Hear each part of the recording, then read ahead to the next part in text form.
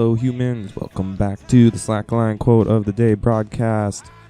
You are here with the boss. The boss is coming! That's a made-up dumb fairy tale name, you And we are chatting quotes, things that have come up throughout the last few days.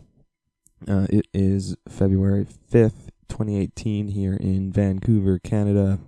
Got a little bit of a throat issue over the last few days, so forgive the quiet, sexy broadcast that's coming at you guys today. And who's bringing our quote to the listeners today? There, Greg. Looks like our sponsor today is Tone Aid for severe tone deafness. Find yourself completely out of touch? Try to bring your perspective back into reality with Tone Aid. Those are essentially hearing aids that will filter you back into what reality actually is, rather than your own warped perspective. And they bring us our quote, which is from Speaker of the House Paul Ryan from the United States of America. Sent out this tweet over the weekend. A secretary at a public high school in Lancaster, PA, said she was pleasantly surprised when her pay went up by $1.50 a week. That is from Paul Ryan, Speaker of the House in the U.S. Congress. Our sponsor kind of says it all about this. Seems to be trying to use the $1.50 a week as some sort of evidence that the tax breaks that they put through a few weeks ago that were largely biased towards corporate tax and personal tax, particularly for the people at the top of the heap, that this $1.50 a week is somehow evidence that that's trickling down to the bottom. This is from a public high school secretary, so this is just about her tax coming off of her check, and we're talking about $1.50 a week. Like, it has to make you wonder, like, do they really believe what they're spouting? Like, do they really believe that this $1.50 a week is helping this person in any sort of significant way? Because, like, it's either that or it's, like, purposeful deceit and trolling. And so, like, it's either one or the other. It's either this person's an idiot and doesn't get it that $1.50 a week is, like, it doesn't mean anything to anybody. You might as well give them nothing. Or, like, is, like, just purposely trolling an entire nation of people with one tweet, which I don't think is the case, because he took it down right away after receiving significant backlash from the Twitter sphere about how out of touch it was. And so he's either confused and actually thought this is a good thing, or he's a spineless asset and can't stand behind his own principles when forced to face actual scrutiny. You know, it's like they go out there and just like, oh yeah, we all saved you. This person's saving $1.50 a week, and everybody boos them. Like, wait, what? That's not a lot of money to you peasants?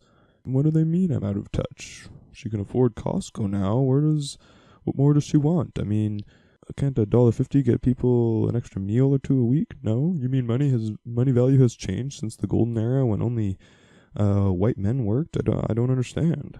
Like, it's actually, like, appalling to read stuff like this. Like, how can somebody get so out of touch? Do they just, like, never go outside? Do they never go talk to people that are in their constituencies? Like, do they never, like, see how other people live? Do they not have friends or kids with friends with parents that are not, living this, obviously sheltered and warped life that is Washington politics, apparently? I didn't think that these people made that much money that they could get really, really out of touch fast, but I mean, I guess when you can rework the system to give yourself hundreds of thousands of dollars or millions of dollars in tax credits, your income can increase pretty dramatically, pretty quickly. One thing I have to mention is there's a Twitter feed called LOLGOP that responded to the tweet. So the full tweet is a secretary at a public high school in Lancaster, PA, said she was pleasantly surprised her pay went up $1.50 a week. She said that will more than cover her Costco membership for the year. LOL GOP responded. Charles, a Koch brother in Wichita, said he was pleasantly surprised that his pay went up $26,923,076 a week. He said that will more than cover the cost of buying several more Paul Ryans. Which is like just right on the fucking nose. Because that's what this has been. Like these few people that have, billions and billions of dollars in the bank, can find it pretty easy to throw a few $1 million at somebody like a Paul Ryan who can take that money and I guess wash their hands clean at the end of the day somehow and look at themselves in the mirror. Like, I don't know how they do that. I don't know how a few $1 million in your bank account can help you forget about all the people you continuously hurt with terrible policy, with purposeful terrible policy. Like, I don't see how these people can't be operating completely under just pure greed, and they must know. Like, they must know that they're doing this. I can't believe that any of these people are still actually buying that the actions they're taking are actually supposed to help the majority of American people. Like, I can't fathom that these people actually believe that. So it has to be the other side of things. It has to be a purposeful Ponzi scheme, that has been rigged and rigged again over and over by basically anybody who's been in power, over however many decades of time. Like, it's not really unique to the U.S. and the Trump administration, but it's definitely being blown way, way out of proportion under these people. Something that it's like they're just like waiting in the weeds to just gut America for all it's worth, and got their chance and took it. And man, like, every day I hope that Mueller finishes his investigation and we start actual criminal trials for a lot of these people, because I want to see some of these people in jail. Like, I talked about it last week. My buddies mentioned the guillotine and public executions for these types of people, and I think there's a case for that, as morbid as it may seem, because they obviously just have no actual perspective on what the reality of most people is. So this whole thing is based on trickle down economics, which is pretty much a debunked theory that if you cut completely regulation and corporate taxes and high level income taxes, then the people that collect money at the top will reinvest it into the economy and will build businesses out of it, and all of these monies will trickle down to the people at the bottom. And there's a famous meme that's just a bunch of people, that's just like Ronald Reagan and Dick Cheney and Donald Rumsfeld all just like standing in a circle laughing with drinks in their hands, and the words just say, "We told them it would all trickle down." And it's true, man. Like, it's such a joke that people are still buying into this as a method of properly distributing the wealth of an economy. And I don't mean that it should be distributed evenly. I mean it should be distributed effectively, and having large groups of people that can't participate in larger economies, like luxury goods, like buying cars, like buying computers, like purchasing internet and those types of things. And even when you talk about buying food outside of places like Walmart, when people can't participate in those lower level, or when people can't participate in those other economies don't grow, and you get stagnancy, and everything becomes stagnant all over the place. And we see it now.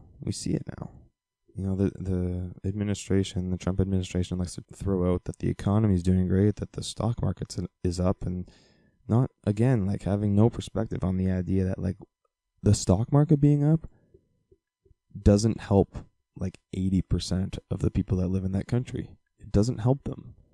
They think it helps them through this trickle-down theory of like, well, if the stock market's doing well, that means these corporations are doing well, and that means that the money's filtering down. And it's just bullshit, because that money is just getting kept and redistributed as dividends, as more wealth to the people that already own the company. It's not getting trickled down to their employees or getting reinvested into new technologies. I mean, some of it is, but the vast majority is just getting piled away into fucking tax-free offshore Cayman accounts and all that type of shit. I mean, like, these people wrote in by hand legislation that was just like helping them personally minutes before voting on this bill, before people even had to read it, had a chance to read it, and then these people vote for this thing that they don't even read.